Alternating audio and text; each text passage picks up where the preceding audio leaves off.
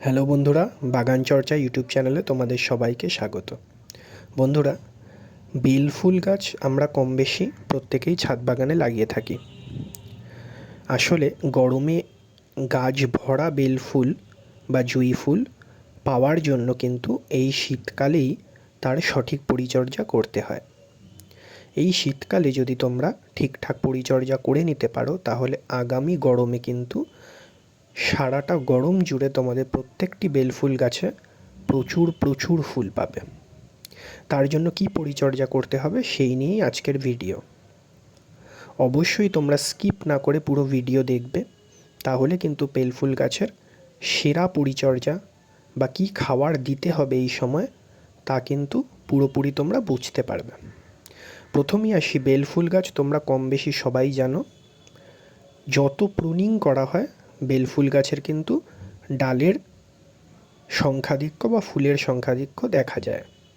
এই প্রুনিংয়ের কাজ কিন্তু এই শীতেই সেরে ফেলতে হবে। হ্যাঁ বন্ধুরা, এই শীতের সময় কিন্তু বেলফুল গাছের হার্ড প্রুনিং করতে হয়, অর্থাৎ একটু মোটা যে ধরনের ডালগুলো রয়েছে ওগুলো কিন্তু তোমাদের কেটে দিতে হবে।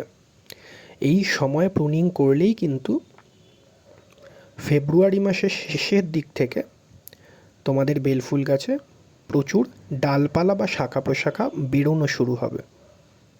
এই জন্য প্রুনিং কিন্তু এই টাইমে মাস্ট। তোমরা বেলফুল গাছে যত প্রুনিং করবে, বেলফুল গাছে কিন্তু ফুল হওয়ার সম্ভাবনাও তত বাড়বে। শুধুমাত্র শীতকাল নয়, বেলফুল গাছ কিন্তু সারাটা বছর প্রুনিংয়ের উপরেই রাখতে হয়।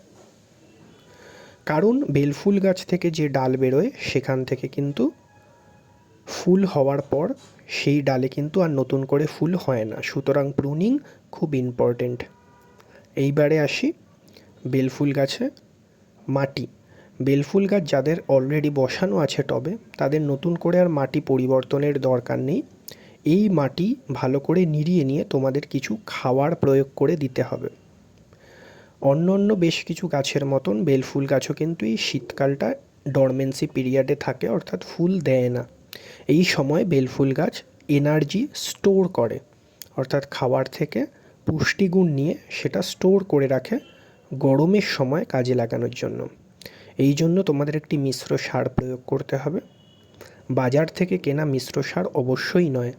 এই মিশ্র সার তোমাকে বিভিন্ন খাবার একসঙ্গে মিলিয়ে নিজের মতন করে তৈরি করে নিতে হবে। তার জন্য প্রথমেই আসি হাড় গুঁড়োর কথায়।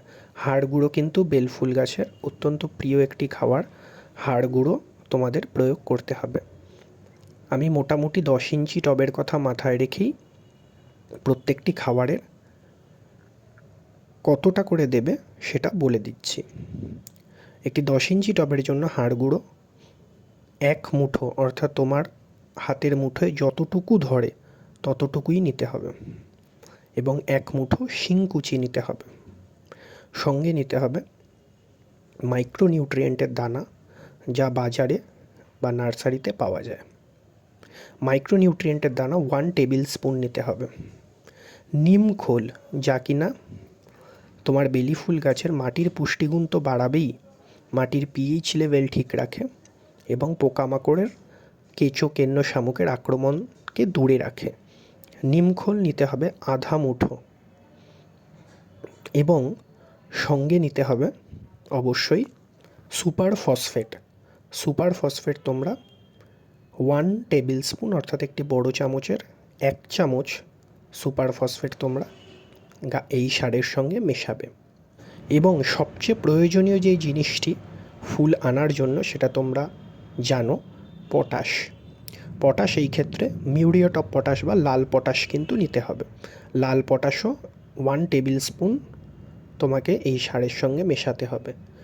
টোটাল জিনিসটা মিশিয়ে নেওয়ার পর 1 দিন বা 2 দিন একটু জলের ছিটে দিয়ে রেখে তারপরে কিন্তু গাছের মাটিতে প্রয়োগ করতে হবে। সঙ্গে অবশ্যই 7 দিন ছাড়া ছাড়া তোমাদেরকে সরিষার খোল পচা জল, যেটি বেলি ফুল গাছের অত্যন্ত প্রিয় খাবার, সেটি কিন্তু এই পুরো শীতকাল জুড়েই দিয়ে যেতে হবে। আবার বলছি, সরিষার খোল পচানো জল 7 দিন ছাড়া ছাড়া প্রত্যেকটি বেলি ফুল গাছেই শীতকালে প্রয়োগ করে যেতে হবে। এই সমস্ত খাবার প্রয়োগ কিন্তু অবশ্যই প্রুনিংয়ের পরে করতে হবে। এবং খাওয়ার তোমাদেরকে যে মিশ্র সারের কথা বললাম সেই মিশ্র সার মোটামুটি মাসে একবার করে দিতে হবে। এবং সরিষার খোল পচানো জল প্রতি সপ্তাহে গাছে দিতে হবে। এবং 1 সপ্তাহ বা 15 দিন ছাড়া ছাড়া, অর্থাৎ যখন সরিষার খোল দিচ্ছ সেই সপ্তাহ বাদ দিয়ে পরের সপ্তাহে NPK 19-19-19 গাছে প্রয়োগ করো। অবশ্যই গরমে প্রচুর ফুল ফুটবে।